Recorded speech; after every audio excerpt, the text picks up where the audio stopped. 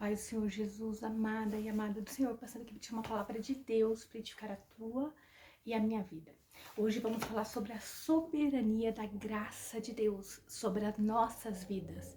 Continuando em 2 Crônica, capítulo 30, verso 13 ao 20. Senhor Deus, em nome de Jesus, nos colocamos diante de Ti. Queremos pedir perdão das falhas, pensamentos, atos e ações. Senhor, guarda e livra-nos, Senhor, de todo mal. Repreende toda a fúria do inimigo, todo o engano, toda armadilha e toda cilada. Apresentamos a nossa vida, a nossa casa, nossos filhos diante do Teu altar. Repreende todo o engano, em nome de Jesus. Amém? A palavra do Senhor diz assim: E ajuntou-se em Jerusalém muito povo para celebrar a festa dos pães asmos. No segundo mês, uma muito grande congregação. Então agora, depois do chamado de Deus para que o povo se arrependesse, se voltasse a Ele, ao comemorar a Páscoa, estava se comemorando quando Deus livrou eles do Egito. Então agora se ajuntou uma grande multidão, né? Ali era muito grande. E levantaram-se e tiraram os altares que havia em Jerusalém. Também tiraram todos os vasos de incenso e lançaram no ribeiro de Cedron. Então eles começaram agora a fazer um concerto com Deus. Começaram a tirar tudo aquilo que não agradava ao Senhor. É assim que nós temos que começar a fazer. Quando decidimos fazer um concerto com Deus, nós temos que tirar aquilo que é distração, precisamos tirar aquilo que é idolatria, precisamos tirar aquilo que é pedra de tropeço, né? Para que nós possamos estar por inteiro. Então sacrificaram a Páscoa no dia 14º do segundo mês, e os sacerdotes e os levitas se envergonharam e se santificaram e trouxeram holocaustos à casa do Senhor. Veja, aqui diz que os levitas e os sacerdotes se envergonharam. Por quê? Porque eles não estavam se santificando para essas comemorações. Eles não estavam por inteiro na presença do Senhor, né? Então ali agora eles se envergonharam e se santificaram. Isso é, eles se arrependeram. Não é, eu vou me envergonhar e esconder da presença do Senhor. Eles se envergonharam da sujeira que eles estavam e se consertaram com Deus, se santificaram, mudaram as atitudes e trouxeram os holocaustos à casa do Senhor. E puseram-se no seu lugar, segundo o seu costume, conforme a lei de Moisés. O homem de Deus e os sacerdotes espargiam o sangue, tomando-o da mão dos levitas. Então, nesse tempo, né, aqui nessa época, ainda eles viviam sobre a lei. E eles tinham que se santificar para poder, então, ir e oferecer holocaustos, né, em sacrifício a Deus, em prol dos pecados do povo. Mas nós temos nosso Senhor Jesus que fez isso para nós de uma forma perfeita, inquestionável e irrevogável. Jesus pagou o preço por mim e por você, porque havia muitos na congregação que se não tinha santificado, pelo que os levitas tinham cargo de matarem os cordeiros da Páscoa, por todo aquele que não estava limpo, para santificarem-se ao Senhor. Então, esses homens, eles eram chamados para ser ali a ponte, né? Para fazer esse rito, né? Aí de santificação, para que os homens fossem ali purificados, para estar diante do Senhor nessa comemoração da Páscoa. O nosso Jesus, ele tira o pecado do mundo, ele é o Cordeiro Santo que nos tira o pecado, ele nos justifica, né? Nós somos justiça de Deus por causa de Jesus, porque o pecado que era para ser sobre a minha e sobre a tua vida foi sobre ele, que é santo, perfeito. Porque uma multidão do povo, muitos de Efraim, de Manassés, Issacar e Zebulon, se não tinha purificado, e contudo comeram a Páscoa, não como está escrito. Porém Ezequias orou por eles, dizendo: ó Senhor, que é bom, faça reconciliação com aquele. Então veja, esses homens aqui, muitos não tinham se purificado, mas Ezequias se colocou na brecha diante de Deus, fazendo uma intercessão, pedindo para que Deus tivesse misericórdia deles, porque eles não tinham se preparado para a Páscoa. E como nós temos estado, nós temos nos preparado todos os dias, Jesus pagou o preço na cruz. Mas todas as vezes que nós negligenciamos isso, e nós queremos fazer por nós mesmos, com a força do nosso braço, quando nós queremos, né, levar uma vida desregrada, nós estamos crucificando Jesus novamente. Nós estamos anulando na nossa vida, não o que Jesus fez, mas na nossa vida, a graça de Deus derramada sobre nós. Que nós venhamos entender que é necessário haver uma renovação na mente, ó. Que tem preparado o seu coração para buscar aquele Senhor, buscar ao Senhor. Perdão, ó.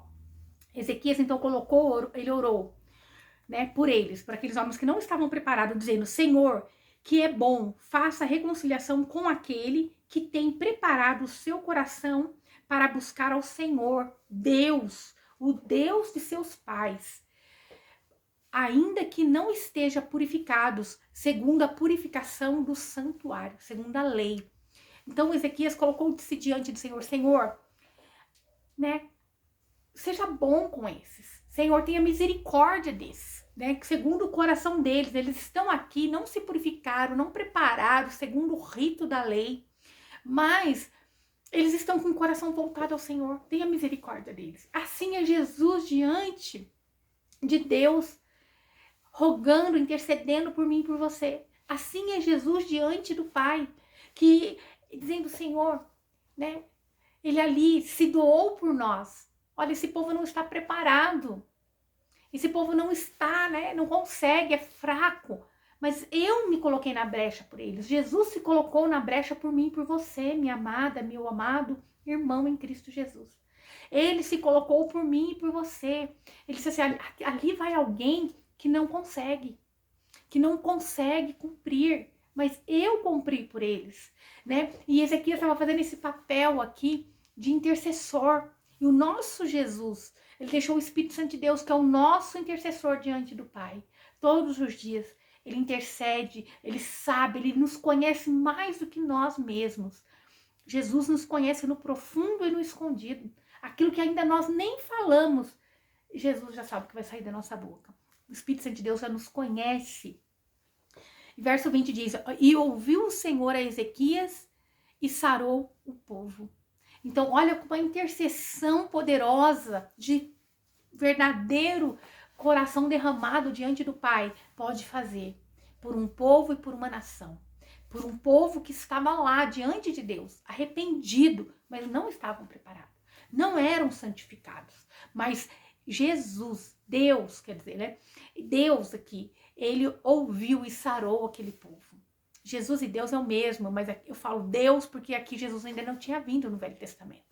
Mas agora, trazendo para nós no Novo Testamento, Jesus pagou o preço na cruz. Ele já cumpriu por mim e por você. Então nós vemos aqui que devido à falta de tempo, os sacerdotes e sacerdotes purificados ali, né? Muitos celebravam a Páscoa fora do rito, né? Conforme era prescrito pela lei de Moisés. Aqueles homens não estavam totalmente preparados para estar diante do Senhor. Ezequias, ele intercede pelo povo e Deus, em sua infinita misericórdia, ele ouve e aceita a adoração sincera daqueles homens. Então, ele sarou, diz aqui, ó, né, que Jesus ouviu, que Deus ouviu e sarou aquele povo. Então, é lindo. E ouviu o Senhor a Ezequias e sarou o povo. Quando nós vamos diante do Senhor com o coração puro e quebrantado, talvez você fala: Senhor, eu não sou digna, eu sou a pior das pessoas na face da terra. Eu sou pecadora, eu sou falha, eu tenho muita coisa para ser melhorada. Mas quando você vai diante do Senhor, dizendo: Deus, eu te amo, eu te reconheço como o meu único e suficiente Salvador, tenha misericórdia de mim. Ele tem misericórdia de você. Ele te ajuda, mas você tem que entender. Deus, ele é misericordioso, ele é longânimo, ele é tardio em se irar. Não poupou nem seu filho amado Jesus para nos resgatar, né? Graças a Jesus nós temos livre acesso ao Pai. Nós podemos nos achegar ao trono da graça de Deus, né? Sem culpa, sem medo, pois Jesus nos justificou. Jesus, ele deu a si mesmo perfeito, amável, né? Santo. Deus, ele vê o crente através da justiça de Cristo.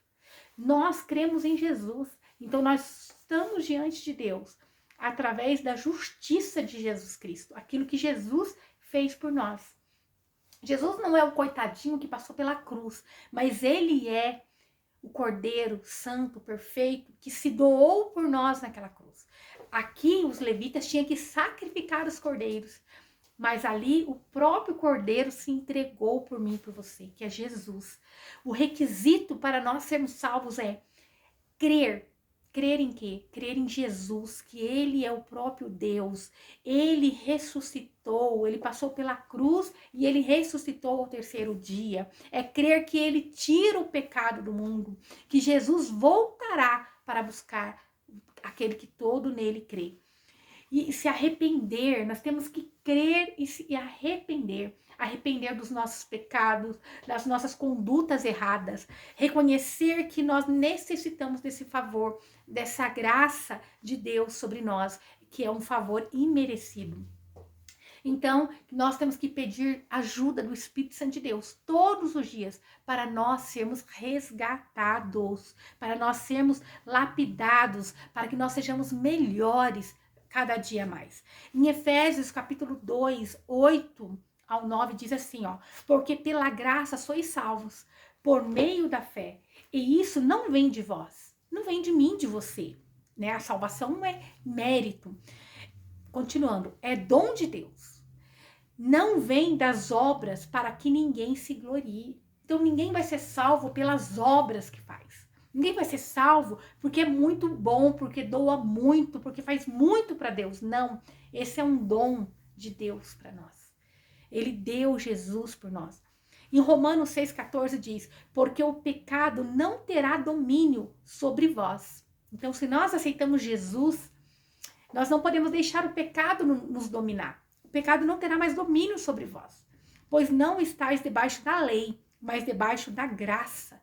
E se nós estamos debaixo da graça, nós vamos ser gratos a Deus. Nós vamos todos os dias procurar nos santificar, mortificar a nossa carne e viver para Deus. Em 2 Timóteo, capítulo 1, verso 9, diz assim, ó, que nos salvou e chamou com uma santa vocação. Então, ele nos chamou com uma santa vocação. Não segundo as nossas obras, mas segundo o seu próprio propósito e graça, que nos foi dada em Cristo Jesus, antes dos tempos dos séculos, antes da fundação dos séculos. Jesus já nos chamou para um propósito. Deus nos criou para um propósito. Você não é um erro, você não veio por um acaso, você veio para um propósito. E Deus, ele quer se revelar a você.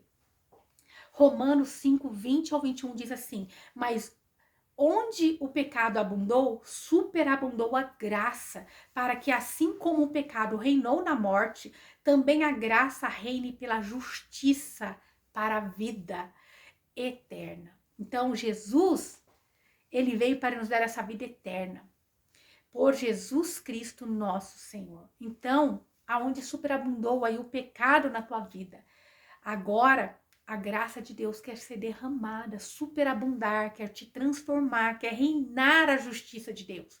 Deixe a justiça de Deus, justiça que Jesus fez por nós naquela cruz, reine na tua vida, reine na tua casa. Que o propósito de Deus se manifeste através da sua vida. Ó, porque em Tito, né, lá no livro de Tito, verso 2, do 11 ao 12, diz assim, ó, porque a graça de Deus se há manifestado, trazendo salvação a todos os homens. Manifestou a graça de Deus quando Jesus se doou por nós naquela cruz, né? Ó, trazendo salvação a todos os homens, todos que creem, ensinando-nos que, renunciando à impiedade, então ele está nos ensinando que nós temos que renunciar à impiedade e às concupiscências mundanas. Então, todo engano, todo pecado, todo mal, nós temos que renunciar, né? Vivamos neste presente século sóbria e justa e piamente. Então, ele nos chama para renunciar ao pecado, para não sermos mais escravos do pecado, para nós vivermos debaixo da soberania da graça de Deus, que foi Jesus naquela cruz. Que nós venhamos viver agora segundo o coração de Deus, segundo a vontade do Pai. Que nós não venhamos deixar as coisas da carne nos dominar, mas que nós venhamos viver nesse presente século, nesse momento, né, sóbrio, isto é, com consciência do que é certo e do que é errado. E Jesus vai trazendo isso a nós todos os dias, através da palavra, do ensinamento e através do Espírito Santo de Deus, que nos vai constranger quando nós pecarmos, né? Então, nós temos que viver justa e piamente. Nós temos que viver em retidão. Amém? Essa é a palavra de Deus para nosso dia de hoje. A soberania da graça de Deus sobre cada um de nós. Toma posse. Não é por merecimento, não é por mérito, não é por obras, mas é pelo dom da graça de Deus. Foi porque Ele nos amou primeiro. Amém? Você é amada, você é querida, você é protegido por Deus. Vocês são filhos e filhas amadas do Senhor. Não deixe o inimigo dizer que você não merece, mas você, aceitando Jesus, reconhecendo Ele como seu Senhor e Salvador, renunciando a todo o pecado, você agora é família de Deus. Amém? Louvado é o nome do Senhor Jesus, que o Senhor te abençoe, te guarde e faça o rosto dele resplandecer sobre você, que ele te traga paz. A paz que excede todo entendimento humano. Glória a Deus. Aleluia.